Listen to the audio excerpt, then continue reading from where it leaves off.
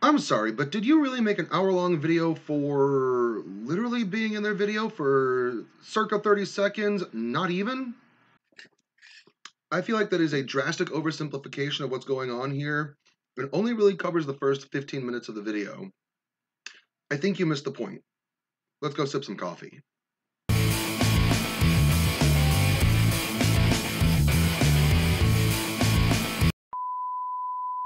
Hello everybody and welcome back to the channel. I'm your host Jaquel, the world's worst YouTuber. Today I was going to make a video thanking my followers for 1,300 subscribers. But that's not what's happening today, because yesterday I uploaded a video reacting to another video by Funky Frogbait. The overwhelming majority of response has been positive.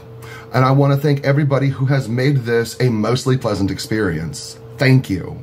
However, there are some comments here in the comment section of that video that I really want to take the time to respond to. Mostly because TikTok has ruined me, giving me the ease of access to just respond to people with a video, but since YouTube doesn't cater to that, I'm doing it here like this. Now, the purpose of this video here is not to continue harping on about Funky Frogbait or their video. It is to respond to the comments in my video, so I am going to wind up talking about both videos. And after this, I'm going to do my damnedest to move on to safer shores.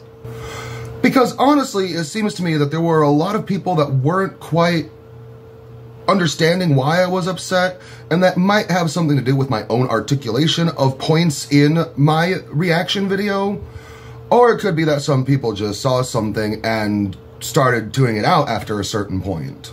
That's also entirely possible. And since my reaction video was over an hour long, I think this will give me a better opportunity to go over some of the finer points without all of the extra added detail. With that being said, let's get into it.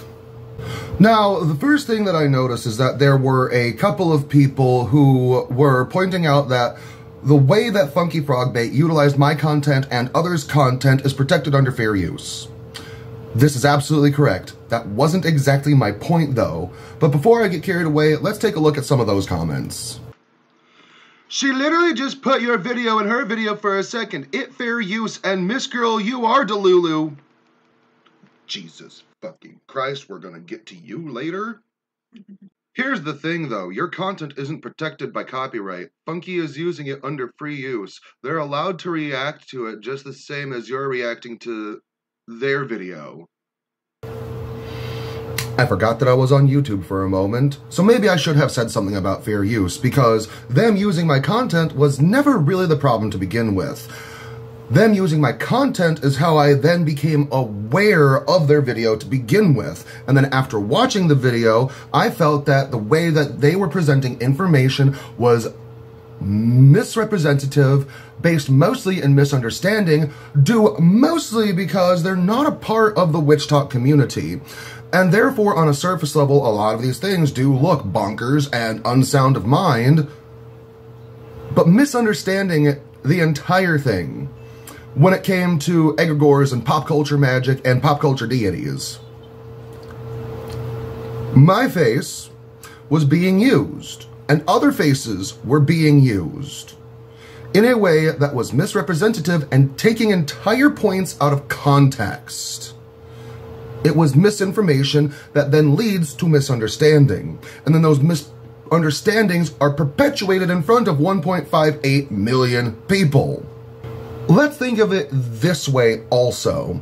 In comedy, one of the main rules that people bring up is you don't want to punch down. You either want to punch up, you can punch to the side, although that can be a tricky thing to do. You got to do it in the right way. Or there's something that I like to do that was introduced to me by Conan O'Brien, which is punching yourself in the face. With that being said, that's my favorite form of comedy, but that wasn't the point to begin with.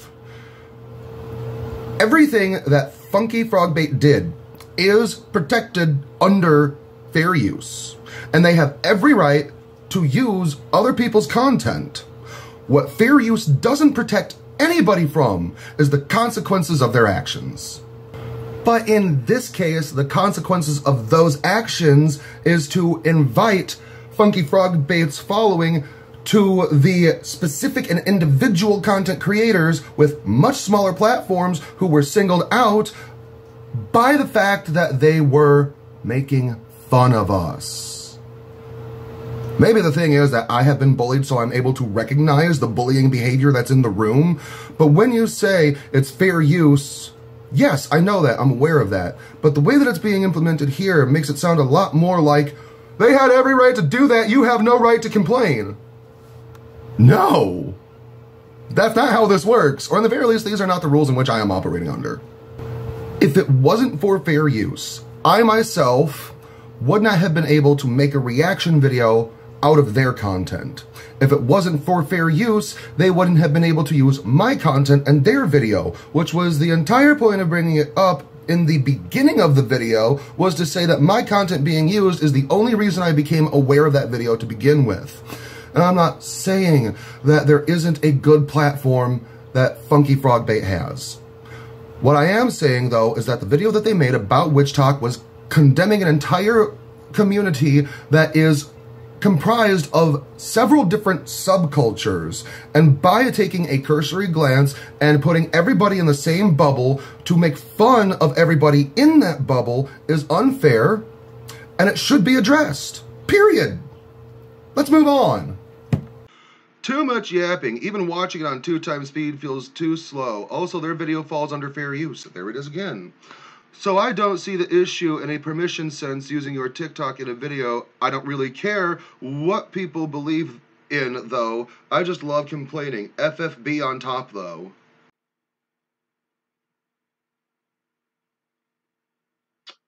I'm not sure how to feel about this comment, genuinely. But I respect the chaos. Yeah. I think I'm going to leave it there. Could you just ignore stuff like that and make regular fun videos? Like why Hocus Pocus was so much more superior than its sequel? No. Not because I'm against making light-hearted, fun videos. I actually intend to do that next. It's because I don't give a shit about Hocus Pocus. Oh god, there goes half of my following! Shit! No, this is the one that I woke up to this morning. And helped me realize that I was going to make this video. Let's take a look. I don't know you, and I will continue to not know who you are. You saw a semi-successful creator use a literal snippet from one of your videos and decided to milk the shit out of it. You got what you wanted. This video only showed up in my recommendations because I'm subscribed to Funky Frog Bait. So fuck you, you slimy ass bitch. Everyone in here can clearly see you're desperate for views. Your most popular video only has 795 views, so fuck out of here, neckbeard, and don't forget to clean the basement, otherwise mommy won't give you spending money. There's a lot to unpack here with that one, so let's just get into it. I don't know you, and I will continue to not know who you are. Probably for the best. You saw a semi-successful creator use a literal snippet from one of your videos and decided to milk the shit out of it. I think over 1 million subscribers is a little more than semi-successful. You got what you wanted. To provide a response and give commentary on something that I was made aware of because I was using it, you're correct. This video only showed up in my recommendations because I'm subscribed to Funky Frog Bait, so fuck you, you slimy ass bitch. Excuse the fuck out of you. The only reason I am slimy is because of the lotion that I use to help treat my eczema. How judgmental. Everyone here can clearly see you're desperate for views. That wasn't supposed to be obvious. But aside from that, I can't be too terribly desperate for views. Because if I was that desperate, I could have done something like talk about a community that I'm not a part of and know nothing about, and then come up with my own criticisms, some of them being fair, some of them not being fair, and then utilize content of other creators in that community taking it out of context in order to uphold the points that I'm trying to make while I'm making fun of them. I could have done that. Your most popular video has only 795 views. Did you miss the part at the top of the video where I introduced myself as the world's worst YouTuber? I've been doing this since the end of 2017, and I've gotten very far at all. And I have equipment that is subpar compared to some of the other standard issue content creators that are out there. I'm using my phone and a laptop, and both of them are about to shit on me. I am the world's worst YouTuber. Some of my videos have less than 20 views on them. I think you missed all of that. So fuck out of here, Neckbeard. I think they missed where I made not one, but two videos asking the question, am I a neckbeard? The first time I concluded, yeah, probably. The second time I concluded, yeah, probably, but I'm also autistic. Also, for the purpose of this video and this insult, I will accept neckbeard as a gender-neutral insult. And don't forget to clean the basement, otherwise mommy won't give you spending money. Now, first of all, look here. Does this look like a basement to you? I mean, kinda. God damn it. Also, if my mommy was giving me spending money, I wouldn't be making videos where I am pointing to the thingy and asking people to please consider supporting the channel. But only and only if you are willing and able. Do not put yourself in a hard time just for a rando on the internet. Now, I want to focus on the first negative comment that I received because it will give me an opportunity to link back into explaining pop culture deities and egregores, which was the section of Funky Frogbait's video that my content was featured in. So let's get into that. She literally just put your video in her video for a second. It fair use. There's that defense again. And Miss Girl, you are Delulu. I mean, if you're gonna talk down to me, thank you for at least using my preferred pronouns. But I think this also indicates that they missed the entire most of my video. I believe in spherical stuff, but you can't do stuff like that. That's like me saying everything in the show Supernatural is real. No, it's not. That is not what that implies or entails at all. Now, I did get a little bit into a back and forth with them, and I want to read that as well. The first thing I said was, LOL, thanks for the future content. Then I sat on it for a moment and had a follow-up point. Also, far as I'm aware, the other content creator uses they, them pronouns. I might disagree with them, but we're going to keep people's dignity intact. Okay, Miss Girl? Now, in hindsight, it was a little stupid of me to respond to somebody that I knew nothing about and said, Miss Girl. But honestly, at that point, my own fifis were hurt, and I wanted to just have that moment of, how does it feel? Moving on to their response, that's MB, but you still insane. I don't think they made it to the part at the end of the video where I'm talking about spiritual psychosis. Like, you understand that's an anime, right? Or are you just crazy? Here we go. Seriously, like, next thing, fanfiction gonna be real, and Dean Winchester is my husband. They are fully right. And then I responded and said, I'm gonna disengage from this conversation and simply conclude that you didn't actually watch my video. 'Cause I can go ahead and explain it all right here. Before I carry on, my inclusion, as well as everybody else's inclusion in Funky Frogbait's video, is protected under fair use. That's not my problem here, okay? Can we get over that? Can we move on? Please and thank you. But the fact of the matter is, my content was still used in Funky Frogbait's video in the section where they are talking about what they call pop culture paganism. Already that is a misnomer, and it is a grievous misunderstanding of what is actually going on, which leads me to come to the conclusion that they don't actually know what they're talking about. which is why I made it a point to not only open up with Itachi Uchiha in the background of the video, but also present Liber Null and Psychonaut a couple minutes into the video, because in order to understand this, we gotta at least take a cursory glance at chaos magic. When it comes to chaos magic, oftentimes people will point to an individual by the name of Austin Spare, because it is often his form of sigil magic, aka sigilmancy, that is utilized in chaos magic. Later on, other authors talking about chaos magic, which helped bring the understanding that we have today to fruition, namely Liber Null and Psychonaut by Peter Carroll. This book also includes a form of sigilmancy that, if it is not directly the same as, it is very least greatly inspired by the sigilmancy of Austin Spare.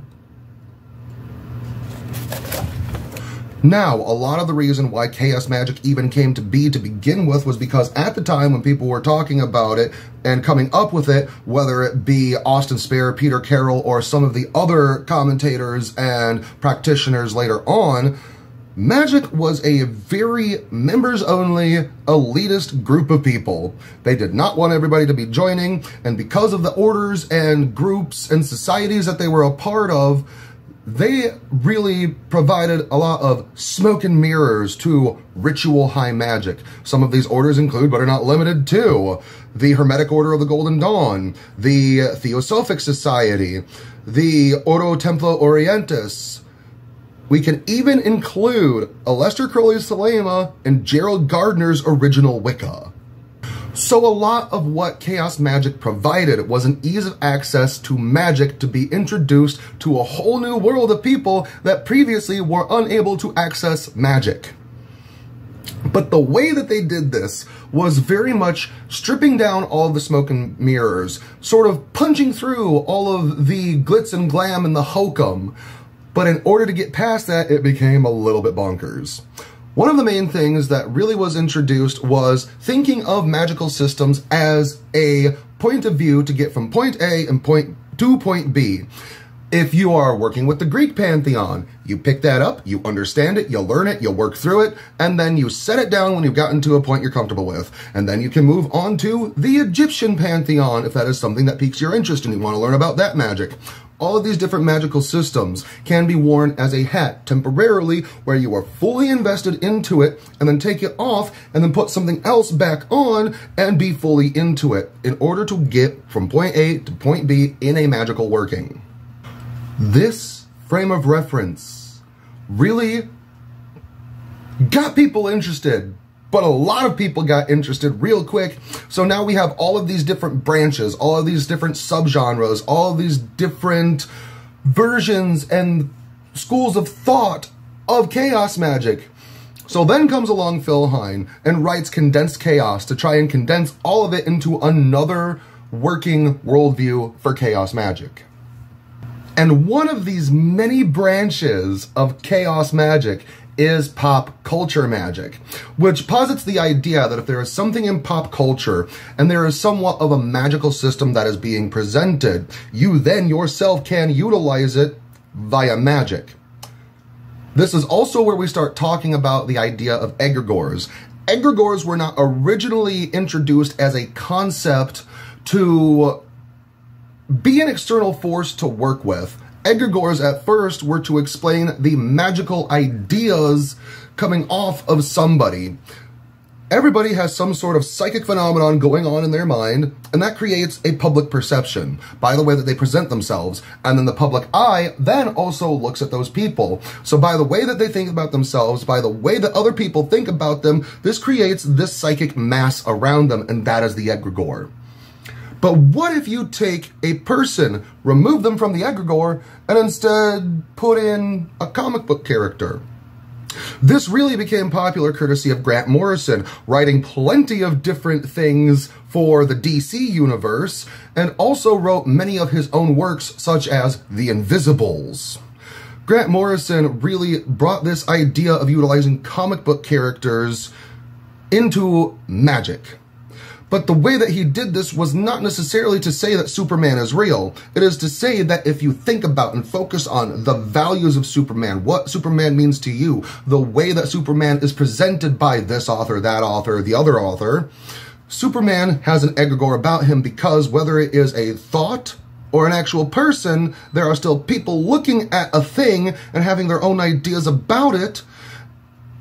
And that is how we can utilize pop culture ideas in magic instead of using ancient cultures' gods in our magic.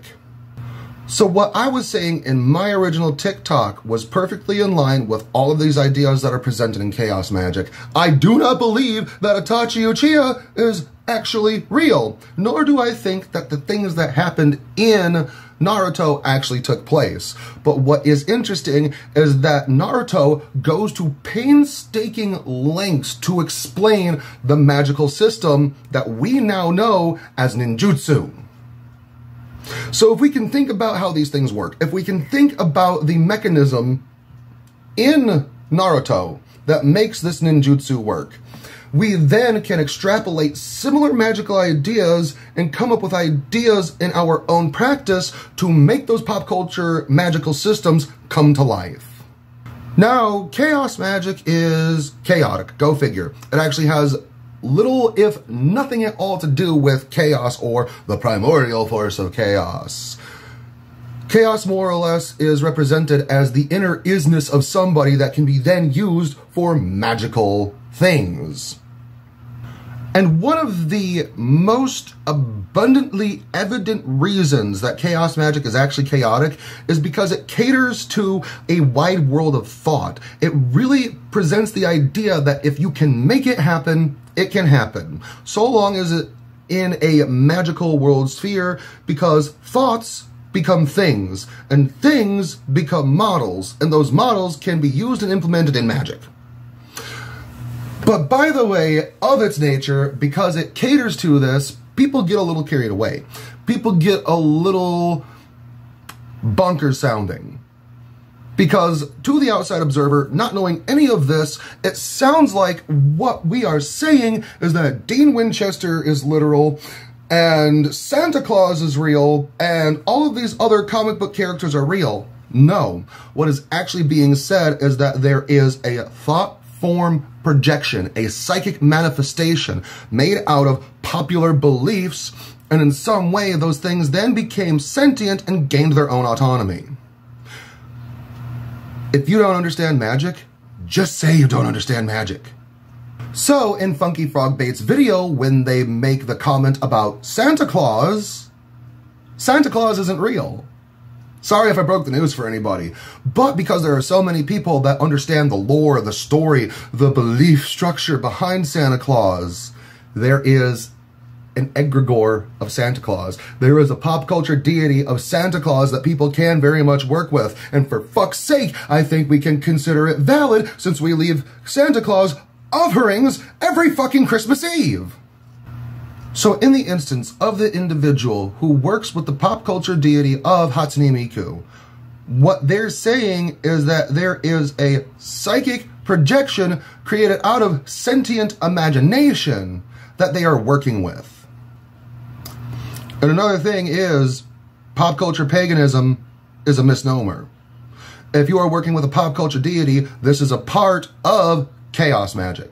If you are working with a pop culture deity, this doesn't make it one for one with paganism. And I think this is a misunderstanding that even people in the community have. Even people who work with pop culture deities don't understand where this line of thought comes from and where it originates. Because yes, if it isn't obvious by now, not only am I a witch, a spiritualist, a sorceress, and an all-around spooky bitch, I am a chaos magician. And there are other ways that I have implemented chaos magic, more in line with the older way of working with egregores, working with archetypes and fictional characters that embody those archetypes. So I have worked with the egregore of John Constantine, thinking about the values and the story and the history of John Constantine, and figuring out a way that I can use that kind of magic to get me from point A to point B in my own magical goals. I have also worked with the egregore of the Doctor from Doctor Who, thinking about the way that the Doctor is, who the Doctor is, what the Doctor is, thinking about the values and the motivations, and using that as a way to get myself from point A to point B in my magical practice. But in neither of those instances am I working with the egregore of those characters as an external force.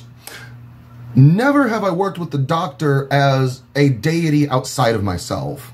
Never have I worked with John Constantine as an entity outside of myself. But I think it's really interesting to note here that there are multiple authors and illustrators of the character of John Constantine that swear up and down that they have encountered John Constantine out there in the real world. Maybe it's bonkers. Maybe it's because all of the people in question are magicians or exposed to a magical way of thinking. Whatever the case is, I don't think that Itachi Uchiha actually exists outside of a sentient thought form. And when I did start to work with Itachi Uchiha, it was in the way that I had worked with the Doctor and John Constantine previously, thinking about the character, figuring out the values and the mechanism behind Itachi Uchiha to get myself from point A to point B in my own magical way of doing things. And what I was focused on was the Sharingan. How can I make the Sharingan work for me, knowing for a fact that the Sharingan isn't an actual thing? But how can I utilize magic to maybe shift my perspective to see through illusions the way that the Sharingan can? And then when I figured it out, I used my psychic senses, and then there was the egregore psychic manifestation of Itachi Uchiha, which blew my fucking mind. That was the whole thing in my video that was used in Funky Frogbait's video. But without that context, I do understand why it sounds a little bonkers. It sounds a little like madness. But now with this context provided, if you go back and watch my original video from TikTok, it should make a hell of a lot more sense. At the end of the day, I think it bears repeating. My content being used in somebody else's video was never the problem to begin with. The problem was somebody outside of a community decided to look at a community, not understanding what goes on in that community because they are not a part of it. And because of the way that they don't understand what's going on, they used other people's content in order to make sense of things that they already had no sense to be made. And what happened from that was misunderstanding that led to misinformation that led to misrepresentation. And if you can't figure it out by now, what Funky Frogbait was doing in that video was using us as the butt of jokes. We were being made fun of. And there are plenty of criticisms in their video that were incredibly valid. Don't get me wrong. Some of the incredibly valid criticisms were the insistence on utilizing masculine and feminine binary energies in magical practice. The way that people utilize tarot in a contrived sense in order to scam and mislead people. There are plenty of valid criticisms that were presented in their video. And now to tie this off, there was another comment that was left in the comment section. And I'm going to read that comment here now, because I feel like it is incredibly tactful in the way that it explains the entire problem. I guess the problem with comedians tackling a subculture they don't fully understand is that they go for the easy, misleading jokes and instead of gauging with said subculture in good faith. I've seen it with Ethan Klein taking on magic, and I've seen it again with Funky Frogbait. And there it is. This video already took a much more serious turn than I intended it to, so I'm just going to finish off some thoughts.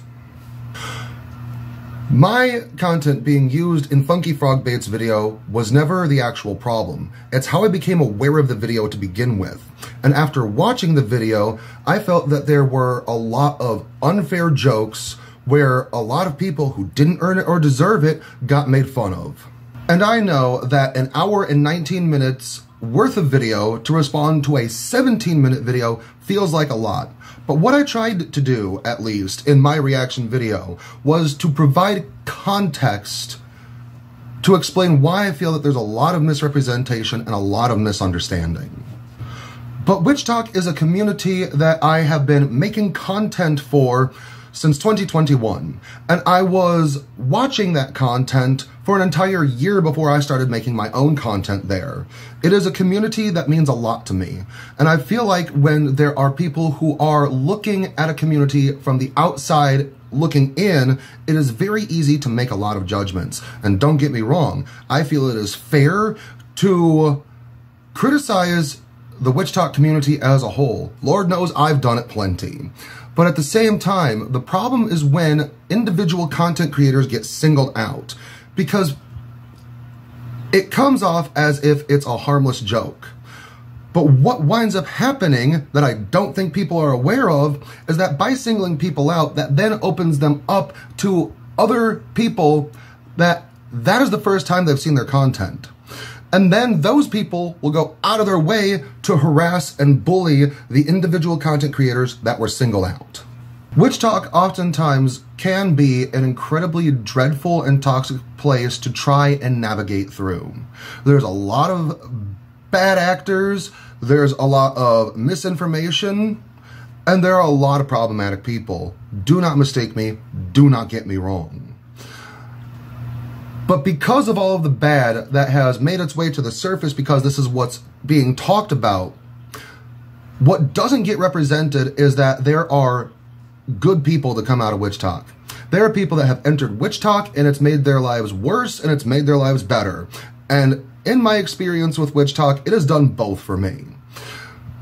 What doesn't get represented is that once you get past the surface of the bullshit in Witch Talk, it is an incredibly multifaceted, multicultural group of people. There are multiple different religions that are being researched and talked about. There are multiple different cultures that people are now understanding a lot more about.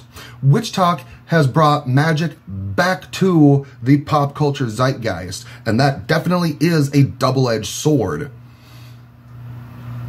But when somebody from outside of the community comes in and at a cursory glance takes individual content creators' content, what winds up happening is misrepresentation based on misunderstanding, because these things aren't brought to light often. The good is what gets left on the cutting room floor. Maybe I should have started off at the top and said that what they did still falls under fair use, and that's my fault for not including it. But I was much more interested in trying to provide context, trying to help bring understanding where there wasn't going to be any before. And I was frustrated because this isn't the first time that people have looked at an entire community and saw the worst at the top and lumped everybody in with that community and shoved them out the door and then hung that bubble up to use as a punching bag. That's not fair. And when they have such a big following, I feel like somebody needs to say something. And that was the entire point of that video. And I hope that this video can bring some understanding to what I initially intended. Now I think I'm going to finally tie it off. If you're still here, thank you for listening. And as always, take care and much love.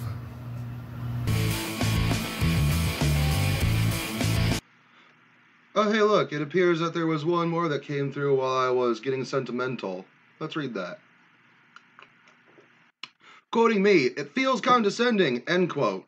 That's because it is. That's the point. That's the point of that video, was to condescend. That's what people do, especially video essayists here targeting a different social media platform to condescendingly discuss the happenings of community they're not involved in. Their whole point was to condescend. And the thing is, it works. People find the condescension entertaining because that's something they agree with. It's all a circus act on social media. No real safe spaces. And the sad thing is, it's a good market. That video got ads because of that view count.